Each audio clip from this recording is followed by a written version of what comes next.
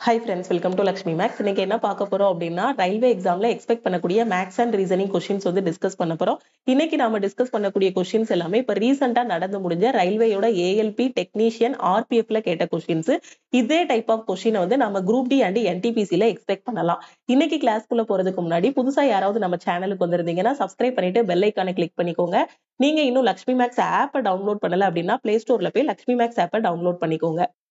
So அதே மாதிரி நம்ம லக்ஷ்மி மேக்ஸ் ஆப்ல இருக்கக்கூடிய எல்லா கோர்சஸ்க்கும் டீம் வந்து இன்னைக்கு ஆஃபர் அனௌன்ஸ் பண்ணியிருக்காங்க. நீங்க இன்னைக்கு எந்த கோர்ஸ்ல ஜாயின் பண்ணாலுமே ஆஃபர் பிரைஸ்ல ஜாயின் பண்ணிக்கலாம். ஆல் இன் ஒன் கோர்ஸோட ஃபீஸ் பாத்தீங்க அப்படின்னா 1799. என்டிபிசியோட டெஸ்ட் பேட்ச் வந்து 399. மேக்ஸ் அண்ட் ரீசனிங்கோட ஃபீஸ் பாத்தீங்கன்னா 1199. சயின்ஸ் அண்ட் ஜென்ரல் அவேர்னஸோட ஃபீஸ் வந்து 699. கரண்ட் அஃபேரோட பிடிஎஃப் கோர்ஸ் பாத்தீங்க அப்படின்னா 399 பே பண்ணி ஜாயின் பண்ணிக்கலாம். இந்த ஆஃபர் வந்து 13/1/2025 இன்னைக்கு ஈவினிங் 6 o'clock க்ளோஸ் ஆகிரும். ஸோ ஜாயின் பண்ணக்கூடிய ஸ்டூடெண்ட் லக்ஷ்மி மேக்ஸ் டீமுக்கு கான்டாக்ட் பண்ணுங்க. ஓகேவா? ஸோ இதுதான் நம்ம டீமோட வாட்ஸ்அப் நம்பர். இந்த நம்பரை உங்க போன்ல லக்ஷ்மி மேக்ஸ் சேவ் பண்ணிட்டு எந்த கோர்ஸ் ஜாயின் பண்றீங்களோ அதுக்கான மெசேஜஸ் சென்ட் பண்ணுங்க. ஓகே, ஃபார் எக்ஸாம்பிள் கரண்ட் அஃபேரோட பிடிஎஃப் கோர்ஸ் ஜாயின் பண்றீங்கன்னா I want CA PDF message அனுப்புங்க. ஸோ டீம்ல இருந்து கான்டாக்ட் பண்ணிட்டு ஜிபே நம்பர் இல்ல அக்கௌண்ட் நம்பர் கொடுப்பாங்க. அதுக்கு 399 பே பண்ணி ஜாயின் பண்ணிக்கலாம். All in one course join பண்றீங்க அப்படின்னா 1799 பே பண்ணி ஜாயின் பண்ணிக்கோங்க. அதே மாதிரி நீங்க வந்து டெஸ்ட் பேட்ச் ஜாயின் பண்றீங்க அப்படின்னா 399 பே பண்ணிக்கலாம். ஓகேவா? ஆல் இன் ஒன் பிளஸ் என்டிபிசியோட டெஸ்ட் பேட்ச் ரெண்டும் சேர்த்து பே பண்றீங்க அப்படின்னா 2200 பே பண்ணி இன்னைக்கு ஆஃபர் பிரைஸ்ல ஜாயின் பண்ணிக்கலாம். மற்ற நாட்கள்ல பாத்தீங்கன்னா ஆல் இன் ஒன் கோர்ஸோட ஃபீஸ் மட்டுமே 2500 இருக்கும். ஓகேவா? சோ இந்த ஆஃபரை யூட்டிலைஸ் பண்ணி நீங்க கோர்ஸ்ல ஜாயின் பண்ணிக்கலாம். ஓகே, உங்க ஃப்ரெண்ட்ஸும் எக்ஸாமுக்கு ப்ரிப்பேர் பண்றாங்கன்னா மறக்காம இந்த ஆஃபரோட இன்ஃபர்மேஷனை அவங்களுக்கும் ஷேர் பண்ணிருங்க. ஓகே, சோ இன்னைக்கு கிளாஸ்க்குள்ள போலாமா? First question பாருங்க. If the simple interest for 5 years is equal to 25% of the principal, then the interest will be equal to the principal after dash years. 5 ஆண்டுகளுக்கான தனி வட்டியானது அசலின் 25% சமமாக இருந்தால் dash ஆண்டுகளுக்கு பிறகு வட்டியானது அசலுக்கு சமமாக இருக்கும். ரொம்ப சிம்பிளான கொஸ்டின்.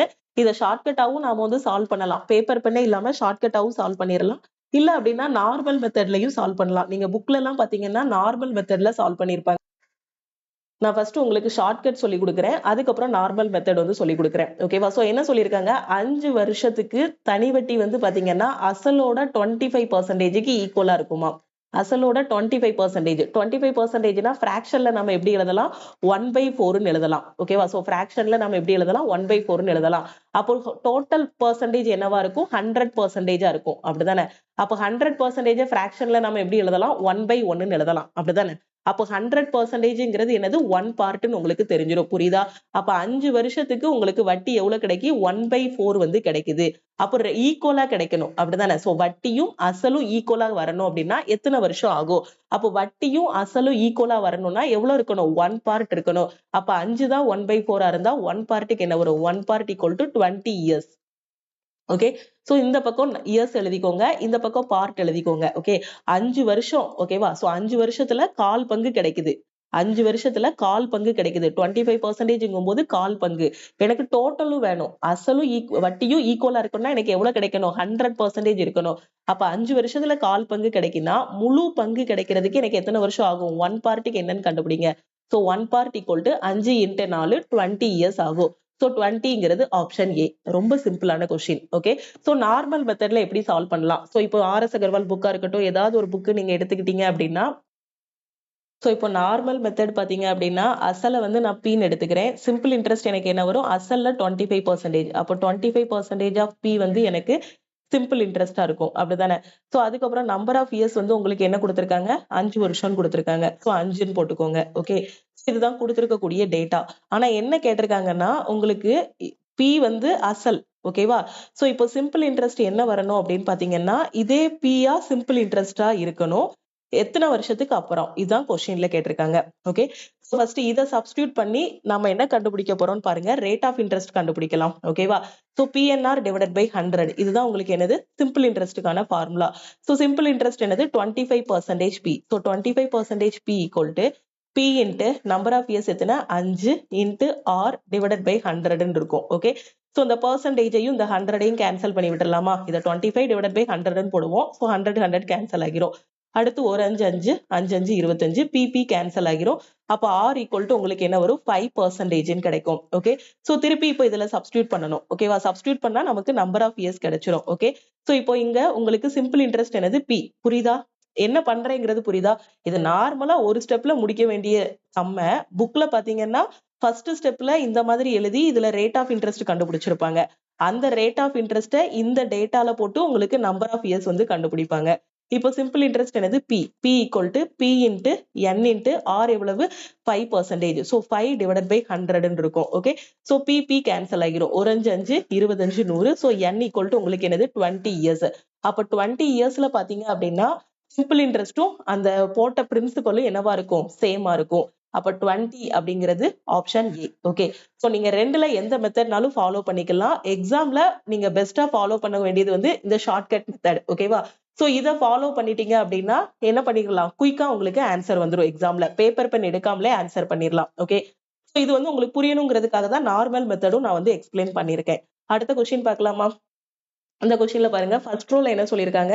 80 40 20ன்னு சொல்லியிருக்காங்க. செகண்ட் ரோல என்ன சொல்லியிருக்காங்க? 112 56 28ன்னு சொல்லியிருக்காங்க. தேர்ட் ரோல பாருங்க 244 122. இங்க என்ன நம்பர் வரும்? பார்த்தோன்னேவே தெரியுது. ஃபர்ஸ்ட் ரோவை பாருங்க 80 40 மாத்திருக்காங்க, 40 20 மாத்திருக்காங்க. 80 40 மாத்தனா இதை 2ஆல டிவைட் பண்ணா போதும். 40 20 மாத்தனா இதை 2ஆல டிவைட் பண்ணா போதும். அதே மாதிரி செகண்ட் ரோல பாருங்க, இதை 2ஆல டிவைட் பண்ணா 56 கிடைக்கும். 56 2ஆல டிவைட் பண்ணா 28 கிடைக்கும். இதை 2ஆல டிவைட் பண்ணா 122 கிடைக்கும். 122 2ஆல டிவைட் பண்ணா 61 கிடைக்கும். அப்ப இதுக்கான ஆன்சர் என்ன? 61. 61ங்கிறது ஆப்ஷன் ஏ. ஓகே, அடுத்த கொஸ்டின் பார்க்கலாமா? அடுத்த கொஸ்டின் பாருங்க. இதுல என்ன சொல்லியிருக்காங்க? Some shirt are pant, all pant are coat, some coat are ஷூஸ்ன்னு சொல்லியிருக்காங்க. அதுக்கு கன்க்ளூஷன் கொடுத்திருக்காங்க. ஓகே, சோ இப்போ இதுக்கு டயக்ராம் வரையலாமா? சம் பண்ணணும், ஒண்ணு தொட்டுட்டு இருக்க மாதிரி டயக்ராம் வரையணும். அப்போ சம் ஷர்ட் ஆர் பேண்ட் ஒண்ணு தொட்டுட்டு இருக்க மாதிரி டயக்ராம் வரைஞ்சிட்டு, all pant are coat, all pant are coat, some coat are shoes. அப்போ சம்னா ஒண்ணு தொட்டுட்டு இருக்க மாதிரி வரையணும். சோ கோட்டும் ஷூவும் ஒண்ணு தொட்டுட்டு இருக்க மாதிரி டயக்ராம் வரைஞ்சிட்டு, கன்க்ளூஷன் என்ன சொல்லியிருக்காங்க? Some pant are shoe. சம்னா என்ன பண்ணணும்? ஒண்ணு தொட்டுட்டு இருக்கணும். அப்போ பேண்ட்டும் ஷூவும் ஒண்ணு தொட்டுட்டு இருக்கா? பேண்ட் எங்க இருக்கு? பேண்ட் இருக்கு, ஷூ இங்க இருக்கு. ரெண்டு பேரும் ஒருத்தர் டச்சிங்கே இல்ல. அப்ப இதை நம்ம என்ன பண்ணிடலாம்? எலிமினேட் பண்ணிடலாம்.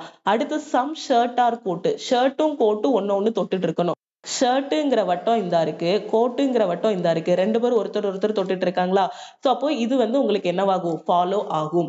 அடுத்து all shirt are coat, all shirt are கோட்னா ஷர்ட்டை சுத்தி கோட்டு வரணும். இங்க படத்துல எங்கேயாவது ஷர்ட்டை சுத்தி கோட்டு வந்திருக்கா? வரல. அப்ப இதை எலிமினேட் பண்ணிடணும். ஏற்கனவே நம்மளோட ஆல் இன் ஒன் கோர்ஸ்ல சிலாஜிசம் டாபிக்ல உங்களுக்கு நான் இதை சொல்லி கொடுத்திருக்கேன்.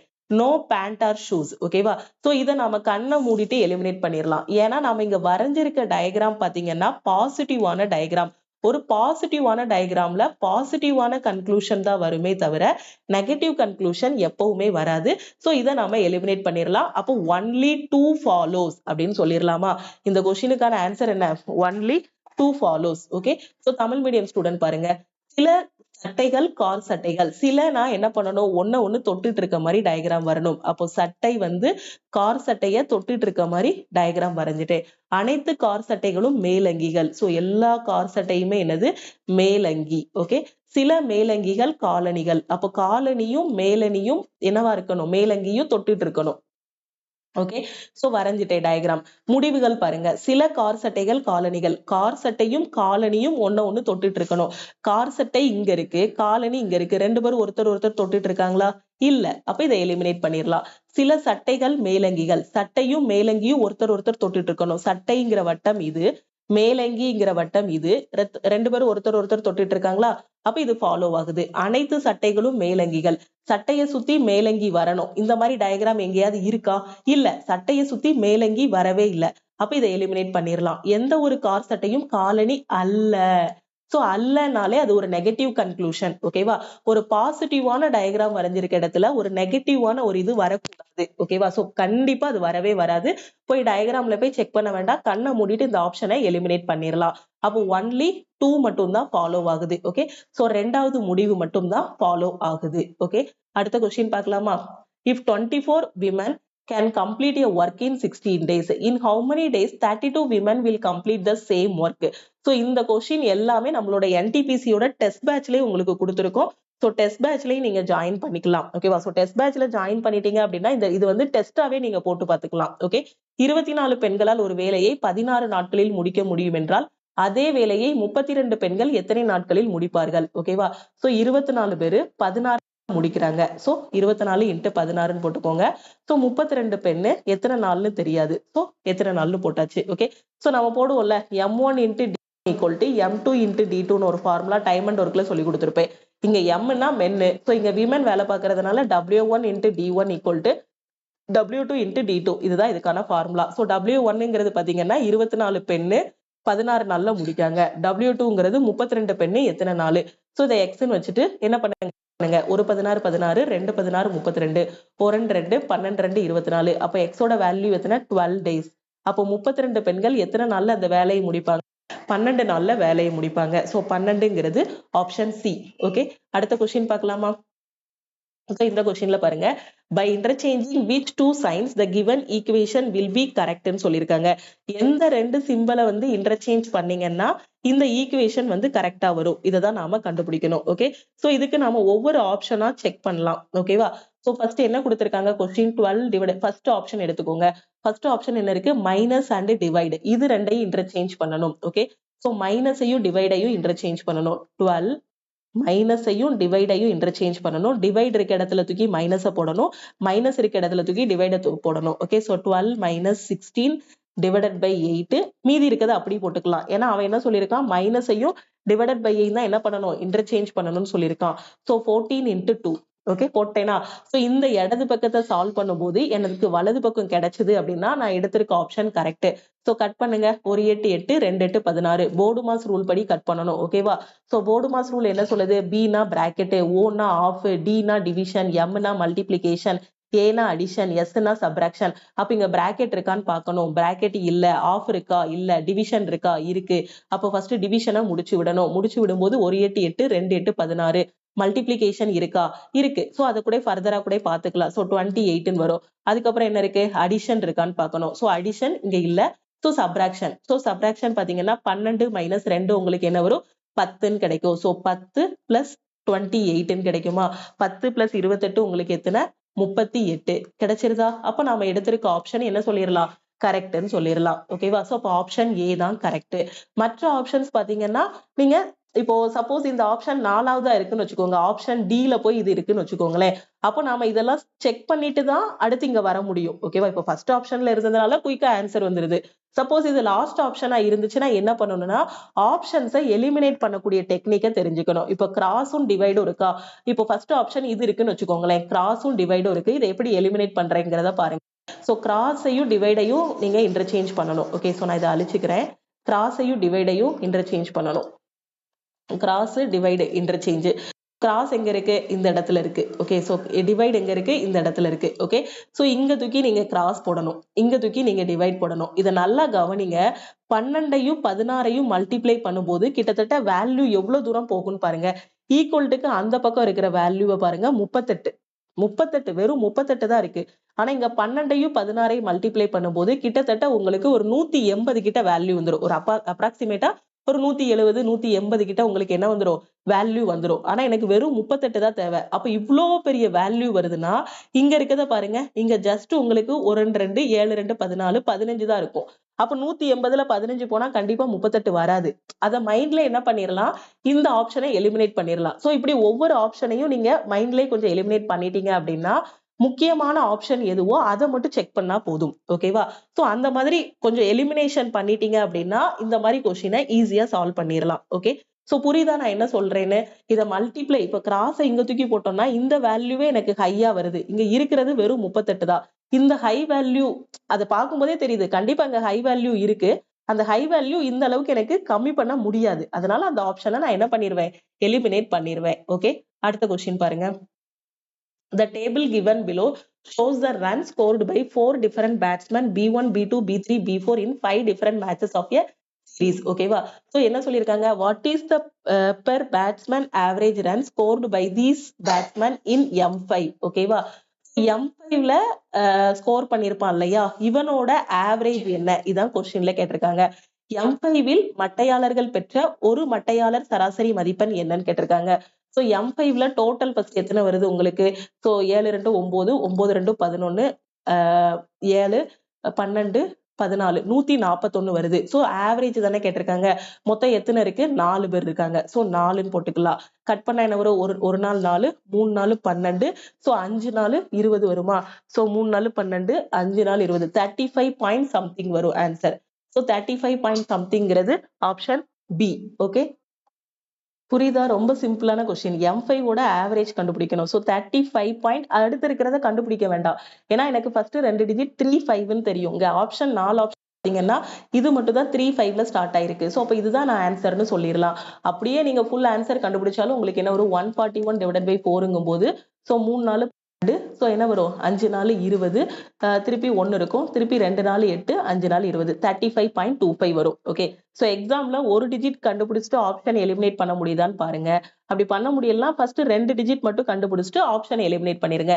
இருக்க 4 ஆப்ஷன்ல தான் கரெக்ட். ஓகேவா? சோ இந்த மாதிரி ஒவ்வொரு கொஸ்டின்லயும் ஒரு 10 செகண்ட் நாம மிச்சம் பண்ணும்போது பாத்தீங்கன்னா 100 கொஸ்டின்ல எவ்வளவு எவ்வளவு இது பண்ணலாம்?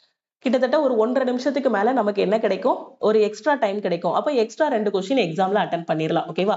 ஃபுல் ஆன்சரும் அக்யூரேட்டா தான் கால்குலேட் பண்ணணும்னு அவசியம் இல்ல. கிட்டத்தட்ட கொண்டு வந்துட்டு நம்ம ஆப்ஷன் எலிமினேஷன் மெத்தட் யூஸ் பண்ணலாம். ஓகே, அடுத்த கொஸ்டின் பாருங்க. ABCDEFG are 7 friends having different heights. A is taller than C but shorter than B. C is taller than F but shorter than A. B is taller than A but shorter than 2 persons. D is taller than B. E is not the tallest and G is the shortest. How many people are taller than C ன்னு சொல்லியிருக்காங்க. Okay, so இந்த கொஸ்டின்ல பாருங்க ABCDEFG 7 பேர் இருக்காங்க. ஓகேவா? So இவங்க ஒவ்வொருத்தரோட ஹைட்டும் எப்படி இருக்கு? ஒவ்வொரு மாதிரி இருக்கு. ஓகே, சோ இந்த கொஸ்டினை பாத்தீங்கன்னா ஃபுல்லா ரீட் பண்ணிட்டு சால்வ் பண்ணும்போது கொஞ்சம் கஷ்டமா இருக்கும். ஒவ்வொரு லைனா ரீட் பண்ணி என்னென்ன க்ளூ கொடுத்துருக்காங்கிறத பார்த்துட்டு அந்த க்ளூ எல்லாத்தையும் ஒன்னா மெர்ஜ் பண்ணிட்டோம் அப்படின்னா நமக்கு ஆன்சர் வந்துடும். ஃபர்ஸ்ட் என்ன சொல்லியிருக்காங்க? A is taller than C. ஓகேவா? சோ ஃபர்ஸ்ட் பாயிண்ட் என்ன சொல்லியிருக்காங்க? A வந்து C யை விட உயரமா இருக்கான். ஓகே, தமிழ் மீடியம் பாருங்க. A என்பவர் C யை விட உயரமானவர், ஆனால் B என்பவர் C யை விட சிறியவர். Okay, so A is taller than C but shorter than B. ஓகேவா? சோ யாரை விட சின்னவன்? B யை விட. ஓகேவா? அப்ப இதை எப்படி எழுதலாம்? ஃபர்ஸ்ட் பாயிண்ட் எப்படி எழுதலாம்? B greater than A greater than C ன்னு எழுதலாமா? A வந்து C யை விட உயரமா இருக்கான், பட் B யை விட என்னவா இருக்கான்? குட்டையா இருக்கான். அததான் இங்க சொல்லியிருக்காங்க. ஓகே, அடுத்த பாயிண்ட் பாருங்க. C is taller than F but shorter than A ன்னு சொல்லியிருக்காங்க. C வந்து F விட என்னவா இருக்கான்? டாலரா இருக்கான், பட் A யை விட குட்டையா இருக்கான். அப்ப இதை எப்படி எழுதலாம்? C is taller than F, ஆனா A யை விட குட்டையா இருக்கான். புரியுதா நான் எழுதியிருக்கிறது? C வந்து F விட உயரமானவே, ஆனா A யை விட குட்டையானவே. Okay, so Tamil medium student பாருங்க. C என்பவர் F ஐ விட உயரமானது, ஆனால் A யை விட சிறியது. C வந்து F ஐ விட உயரமானது, ஆனால் A யை விட சிறியது. அப்போ C வந்து F பெருசு, ஆனா A யை விட என்னது? சின்னது. ஓகேவா? சோ இப்போ அடுத்த பாயிண்ட பாத்துக்கோங்க. ஓகே, சோ அடுத்து என்ன பாயிண்ட் சொல்லியிருக்காங்க? B is taller than A but shorter than 2 persons. ஓகேவா? சோ B பாத்தீங்க அப்படின்னா A யை விட என்னது? டாலரா இருக்கானா. B வந்து A யை விட டாலு, ஆனா 2 பேரை விட என்னவா இருக்கான்? குட்டையா இருக்கான். 2 பேரை விட என்னவா இருக்கான்? குட்டையா இருக்கான். புரியுதா? அதை வரைஞ்சிட்டேன், அதை எழுதிட்டேனா? சோ நல்லா கவனிங்க. B என்பவர் A யை விட உயரமானவர். B போட்டேன். A யை விட ஹைட்டு, ஆனா 2 பேரை விட குட்டையா இருக்கான். ஓகேவா? அடுத்த வரியை ரீட் பண்ணுங்க. ஆனால் 2 நபர்களை விட சிறியவர். ஓகே, சோ B வந்து A யை விட ஹைட்டா இருக்கான், ஆனா 2 பேரை விட குட்டையா இருக்கான். ஓகே, அடுத்து D என்பவர் B யை விட உயரமானவர். D வந்து பாத்தீங்கன்னா B யை விட என்னவா இருக்கான்? உயரமா இருக்கான். ஓகே, சோ அதை வந்து 4வது பாயிண்டா போட்டுக்கோங்க. D வந்து B யை விட உயரமா இருக்கான். 4வது பாயிண்டா போட்டேன். தமிழ் மீடியம் ஸ்டூடெண்ட் பாருங்க. D is taller than B அங்க போட்டேனா? So D greater than B ன்னு போட்டேன். E is not the tallest. E வந்து இருக்கிறதுலே டாலஸ்ட் கிடையாது. ஓகேவா? சோ E வந்து இருக்கிறதுலே டாலஸ்ட் கிடையாது. E வந்து இருக்கிறதுலே டால் கிடையாது. ஓகேவா? அதே மாதிரி அடுத்த லைன்ல என்ன சொல்லியிருக்காங்க? G is the shortest. அப்படிதானே? So E is not the tallest and G is the shortest. அப்ப G தான் இருக்கிறதுல என்னவா இருக்கான்? குட்டையா இருக்கான். அப்ப G தான் இருக்கிறதுல என்னவா இருக்கான்? ரொம்ப குட்டையா இருக்கான். ஷார்டஸ்ட். ஓகேவா? சோ வேற என்ன கேட்டிருக்காங்க? How many people are taller than C? C யை விட எத்தனை பேர் உயரமா இருக்காங்கன்னு கேட்டிருக்காங்க. ஓகே, சோ D என்பவர் B யை விட உயரமானவர். இதுக்கு நான் எழுதிட்டேனா? D greater than B ன்னு. E என்பவர் மிக உயரமானது அல்ல. அப்ப E வந்து இருக்கிறதுலே டால் கிடையாது. அடுத்து G என்பவர் மிக சிறியவர். G தான் இருக்கிறதுல என்னது? குட்டையா இருக்கான், ஷார்ட்டா இருக்கான். சியை விட எத்தனை பேர் உயரமாக இருக்கிறார்கள்னு கேட்டிருக்காங்க. ஓகே, சோ இப்போ நம்ம எழுதியிருக்க பாயிண்ட் எல்லாத்தையும் நாம மெர்ஜ் பண்ண போறோம். ஃபர்ஸ்ட் பாயிண்ட் பாருங்க, B greater than A greater than C. B வந்து ஏயை விடவும் சியை விடவும் என்னவா இருக்கான், ஹைட்டா இருக்கான். அப்ப இந்த ஒன்னாவது பாயிண்டையும் ரெண்டாவது பாயிண்டையும் மெர்ஜ் பண்ணலாமா, ஒன்னையும் ரெண்டையும் மெர்ஜ் பண்ணலாமா? அதே மாதிரி நல்லா கவனிங்க, 1 2 3 இந்த 3 பாயிண்டையுமே நான் மெர்ஜ் பண்ண போறேன். என்னன்னா 2 பேரு B விட உயரமா இருக்கான், 2 பேரு B விட உயரமா இருக்கான். மொத்த கூட்டத்துல 7 பேர் இருக்கான். 1 2 3 4. சரி, நம்பர் கூட போட வேண்டாம், சோ இப்படி போட்டுக்கோங்க. சோ இப்போ ஃபர்ஸ்ட் என்ன இந்த 3 பாயிண்டை நான் மெர்ஜ் பண்ண போறேன். 2 பேரு B விட உயரம். ஓகே, சோ 2 பேரு B விட உயரம். So B greater than A. Okay, so இந்த பாயிண்ட் எழுத போறேன். 2 பேரு B விட உயரம். சோ அதனால 2 கோடு போட்டுக்கிறேன். B greater than A போட்டேன். A வந்து யாரை விட பெரியவன், C விடையும் F விடையும் பெரியவன்.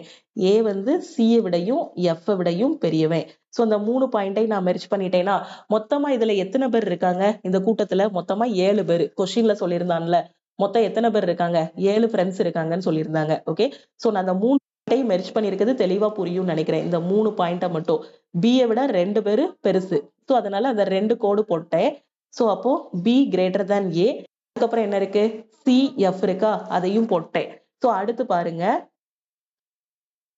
பாருங்க G வந்து இருக்குதுலே குட்டையானவன் சொல்லியிருக்கான். அப்ப G எத்தனாவது இடத்துல வருவான், 7வது இடத்துல வருவான். அப்போ 1 இவன் ஃபர்ஸ்ட் இடத்துல இருப்பான், இருக்குதுலே உயரமானவன். அவனை விட குட்டையானவன் 2 3 4 5 6. 7வது இடத்துல யாரை போட்டுடலாம், G தூக்கி போட்டுடலாம். ஏன்னா அவன் தான் இருக்குதுலே ஷார்ட். சோ அவனை 7th பிளேஸ்ல வச்சிடலாம். இருக்குதுலே ஹைட்டா இருக்கவனை ஃபர்ஸ்ட் பிளேஸ்ல வச்சிடலாம். ஓகே, சோ இப்ப ஈங்கிறவன் இருக்குதுலே டால் கிடையாதுன்னு சொல்லியிருந்தாங்க. அப்படிதானே, ஈங்கிறவன் இருக்குதுலே டால் கிடையாது. அப்ப என்னால ஃபர்ஸ்ட் இடத்துல போட முடியாது. அப்ப நான் இந்த இடத்துல போட்டுடலாமா? அப்ப மிச்சம் இருக்கவனை தூக்கி இங்க போட்டுடலாம். அப்ப ABC D மட்டும் தான் இன்னும் பிளேஸ் பண்ணல. D தூக்கி இந்த இடத்துல நான் போட்டுடலாம். அப்ப இருக்குதுலே ஹைட்டா இருக்கவன் யாரு, D. நான் ஏன் ஃபர்ஸ்ட்ல போடலன்னு தெரியுதா, வந்து டாலஸ்ட் கிடையாதுன்னு சொல்லிட்டாங்க. அதனாலதான் நான் 2வது இடத்துல போட்டிருந்தேன். ஓகேவா? அப்ப உங்களுக்கு கொஸ்டின்ல என்ன கேட்டிருக்காங்க, சியை விட எத்தனை பேர் உயரமாக இருக்கிறார்கள், சியை விட எத்தனை பேர் உயரமா இருக்காங்க, 4 பேரு. 1 2 3 4 பேரு. சோ 4ங்கிறது ஆப்ஷன் டி. ஓகே, தெளிவா புரியுதா? சோ இந்த மாதிரி கொஸ்டினுக்கு சைட்ல இந்த மாதிரி எழுதிக்கோங்க. எழுதிட்டு இதை கரெக்டா மெர்ஜ் பண்ணிட்டீங்க அப்படின்னா உங்களுக்கு குயிக்கா ஆன்சர் வந்துடும். ஃபர்ஸ்ட் ஸ்டார்டிங்ல ரீட் பண்ணும்போது கஷ்டமா இருக்கும். சோ கொஞ்ச நாள் பிராக்டிஸ் பண்ணிட்டு இந்த மாதிரி மெர்ஜ் பண்ணி பழகிட்டீங்க அப்படின்னா எழுதும் போதே மெர்ஜ் பண்ணிடுவீங்க. இப்போ நான் உங்களுக்கு புரியணுங்கிறதுக்காக தான் பாயிண்ட் போட்டு எழுதி மெர்ஜ் பண்ணி காட்டியிருக்கேன். கொஞ்சம் பிராக்டிஸ்க்கு அப்புறம் பாத்தீங்கன்னா இந்த ஃபர்ஸ்ட் பாயிண்ட் எழுதும் போதே 2ஐயும் சேர்த்து மெர்ஜ் பண்ணிடுவீங்க. 3வது பாயிண்ட் வரும்போதே 1 2 3ஐயும் மெர்ஜ் பண்ணி ஒரே ஸ்டெப்ல ஆன்சர் கொண்டு வந்துருவீங்க. இப்ப புரியணுங்கிறதுக்காக தான் நான் ஒரு 6 பாயிண்ட் எழுதி அதை மெர்ஜ் பண்ணி காட்டியிருக்கேன். ஓகே, சோ தெளிவா புரியுதா? அடுத்த கொஸ்டின் போயிருவோமா? சோ இந்த கொஸ்டின்ல பாருங்க, if ABC work individually they can finish a piece of work in 27 36 45 days.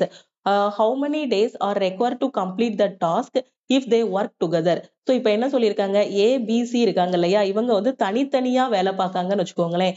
A வந்து ஒரு வேலையை 27 நாள்ல முடிப்பான், B வந்து ஒரு வேலையை 36 நாள்ல முடிப்பான், C வந்து ஒரு வேலையை 45 நாள்ல முடிப்பான். 3 பேரும் சேர்ந்து வேலை பார்த்தாங்கன்னா எத்தனை நாள்ல வேலையை முடிப்பாங்க? இதான் கொஸ்டின்ல கேட்டிருக்காங்க. ஓகே, சோ இதை எப்படி சால்வ் பண்ணலாம்? இது ரொம்ப பேசிக்கான கொஸ்டின் தான். சோ இப்போ டோட்டல் ஒர்க் வந்து கண்டுபிடிக்கணும். நாம டோட்டல் ஒர்க்குங்கிறது பாத்தீங்கன்னா 27 36 45. இதுக்கு எல்சிஎம் 27 36 45க்கு எல்சிஎம் எடுத்தா 9 3 27 12 3 36 15 3 45. சோ 3 3 9 4 3 12 5 3 15. சோ இப்ப ஆன்சர் என்ன வரும், 5 நாள் 20 20 3 60 60 3 180 180 இன்ட்டு 3 540 வரும். ஓகே, சோ இப்ப இதை 540 மாத்தணும் அப்படின்னா 20ஆல மல்டிப்ளை பண்ணணும். இதை 540 மாத்தணும் அப்படின்னா எதால மல்டிப்ளை பண்ணணும்? சோ அப்போ 15ஆல மல்டிப்ளை பண்ணணும். இதை 540 மாத்தனா என்ன பண்ணணும்? சோ தெரியலன்னா என்ன பண்ணணும்னா இங்க டோட்டல் ஒர்க் இருக்கா 540. சோ இது கூட எதை மல்டிப்ளை பண்ணணும்னு தெரியலனா சோ டிவைடட் பை 45 போடுங்க. போட்டா என்ன வரும், 5 9 45 6 9 54 1 5 12 5 60. அப்ப 45 12ஆல மல்டிப்ளை பண்ணா 540 கிடைக்கும். ஓகே, சோ 3 பேரும் சேர்ந்து வேலை பார்த்தாங்கன்னா எவ்வளவு நல்ல வேலை பார்ப்பாங்க. ஏயோட திறமை எவ்வளவு, ஒரு நாளைக்கு 20 கேக் பண்ணுவான். பியோட திறமை ஒரு நாளைக்கு 15 கேக் பண்ணுவான். சியோட திறமை ஒரு நாளைக்கு 12 கேக் பண்ணுவான். 3 பேரும் சேர்ந்து வேலை பார்த்தா ஒரு நாளைக்கு எத்தனை கேக் பண்ணுவாங்க? 20 12 32 32 5 37 37 10 47. ஓகேவா? அப்போ ஒரு நாளைக்கு 47 கேக் பண்ணுவாங்க. எனக்கு டார்கெட் எவ்வளவு, 540 பண்ணணும். அப்ப 540 பண்றதுக்கு எவ்வளவு நாள் ஆகும்? 540 டிவைடட் பை 47ன்னு போடணும். சோ கட் பண்ணலாமா? சோ சில ஆப்ஷன்ல பாத்தீங்கன்னா இப்படியே ஆன்சரை விட்டுட்டு போயிருப்பாங்க. சில இதுல இந்த மாதிரி கலப்பு பின்னமா மாத்தி போட்டிருப்பாங்க. சோ சால்வ் பண்ணுங்க. 540 47 ஒரு தடவை போகும். சோ எத்தனை தடவை? 14ல 7 போனா 7. சோ திருப்பி 2 தடவை போறதுக்கு வாய்ப்பு இல்ல. அப்படிதானே? சோ ஒரு டைம் தான் போகும். சோ 11 தான் வரும். ஓகேவா? அப்ப ஈவுல என்ன வரும்? 11 வரும். சோ 11. மீதியில என்ன வரும்? 10ல 7 போனா 3. சோ இந்த 11 மட்டும் வச்சே இந்த 3 ஆப்ஷனை எலிமினேட் பண்ணிட்டு இதுதான் ஆன்சர்னு சொல்லிடலாம். ரிமைண்டர் 23 இருக்கும். சோ 11 23 47 நாள் ஆகும். ஓகே, 3 பேரும் சேர்ந்து வேலை பார்த்தாங்க அப்படின்னா 11 23 பை 47 நாட்கள் ஆகும். ஓகே, சோ ஆப்ஷன் டி தான் இதுக்கான கரெக்ட் ஆன்சர். தெளிவா புரிஞ்சிருச்சா? இது போகையும் இன்னும் நிறைய கொஸ்டின்ஸ் இருக்கு. இந்த கொஸ்டின்ஸ் எல்லாத்தையும் நாம அடுத்தடுத்த கிளாஸ்ல வந்து டிஸ்கஸ் பண்ணலாம். சோ இந்த வீடியோ உங்களுக்கு ரொம்பவே யூஸ்ஃபுல்லா இருக்கும்னு நினைக்கிறேன். அப்படி யூஸ்ஃபுல்லா இருக்கும்னு நினைச்சீங்கன்னா லைக் பண்ணுங்க. டவுட்ஸ் ஏதாவது இருக்கு அப்படின்னா கமெண்ட் பண்ணுங்க. உங்க ஃப்ரெண்ட்ஸும் எக்ஸாமுக்கு ப்ரிப்பேர் பண்றாங்கன்னா மறக்காம அவங்களுக்கும் இந்த வீடியோவை ஷேர் பண்ணுங்க. சோ இன்னைக்கு லக்ஷ்மி மேக்ஸ் ஆப்ல ஆஃபர் வந்து அனௌன்ஸ் பண்ணிருக்கோம். சோ இன்னைக்கு நீங்க எந்த கோர்ஸ்ல ஜாயின் பண்ணாலும் ஆஃபர் பிரைஸ்ல ஜாயின் பண்ணிக்கலாம். So all in one course plus என்டிபிசியோட டெஸ்ட் பேட்ச் ஜாயின் பண்றீங்கன்னா 2200 மட்டும் பே பண்ணா போதுமானது. ஆல் இன் ஒன் கோர்ஸோட ஃபீஸ் பாத்தீங்கன்னா 1799, டெஸ்ட் பேட்சுக்கு 399 மட்டும் பே பண்ணுங்க. கரண்ட் அஃபேரோட பிடிஎஃப் கோர்ஸுக்கும் ஆஃபர் வந்து அனௌன்ஸ் பண்ணிருக்கோம். ஓகேவா?